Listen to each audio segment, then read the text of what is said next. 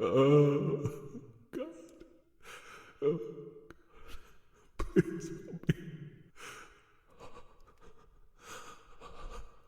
Please, God. Please, God. Please help me. Oh, God. Oh, God. Oh, God. Please. Please help me.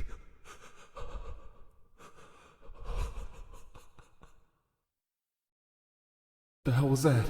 Oh, no. They've got some work for you. Please step out of the cell. Here we are. Get in there and follow the instructions from the intercom, and you'll probably be fine.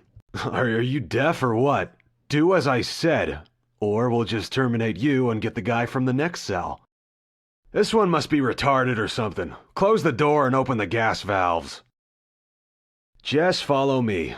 We're authorized to kill any disobedient test subjects, so don't try anything stupid. Wrong way. Get over here right now. Hurry up!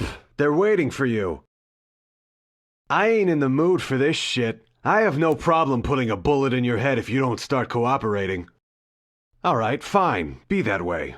We'll get someone else then. I'll get rid of the body. You can go and get another one.